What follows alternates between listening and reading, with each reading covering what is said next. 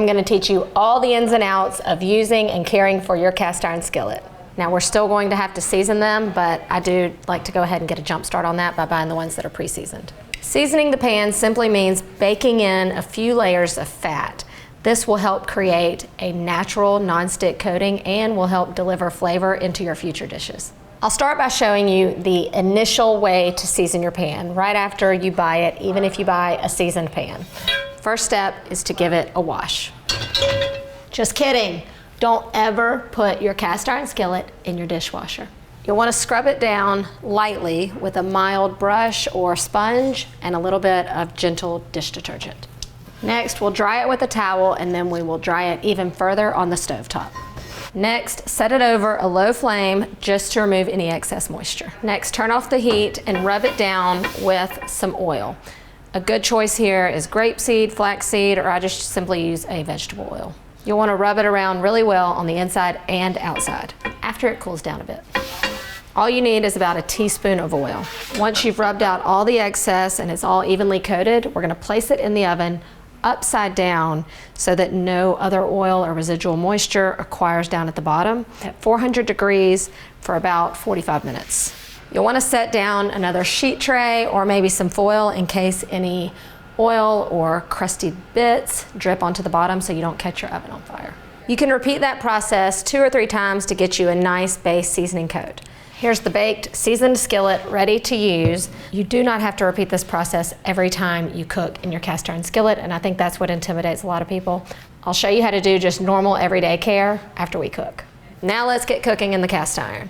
First and foremost, you want to preheat your cast iron skillet. This is the mistake I think a lot of people make. You want to get your cast iron skillet nice and hot.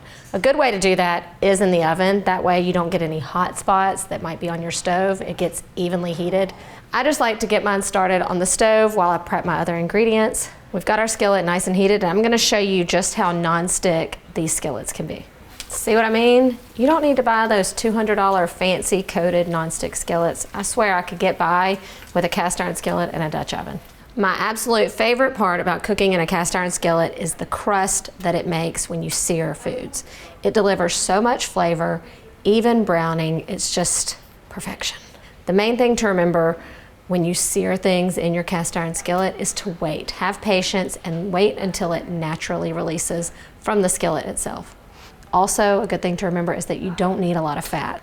A small amount of oil is all you need to sear well.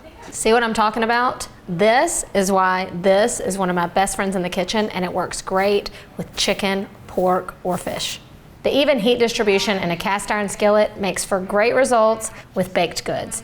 I love using a cast iron skillet for things like cinnamon rolls or biscuits because you can place them around and they can crawl up the sides, making them rise evenly. You can see it comes right out. Again, no fancy non-stick bakeware needed. I mean, it's perfectly cooked. Can't resist. We've done the cooking, now it's time for cleaning. We don't have to go through that whole process when you first season your pan, but you do want to keep it nice and seasoned. I like to clean it while it's still warm because everything just comes off the bottom easier. First, be sure and wipe out any big chunks or grease left in the pan. And then warm water should just do the trick here. If you want to use a little gentle soap, you can. Be sure you dry it really well. You can place it over the burner again just to get all the excess moisture out. And then give it one final wipe with a little more oil inside and outside.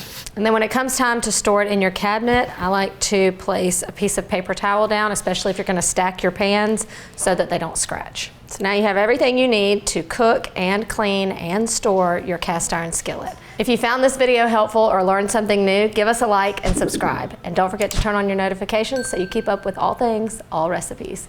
See you next time. Cast iron skillets aren't just for grandma's fried chicken anymore. I'm going to show you why I love this.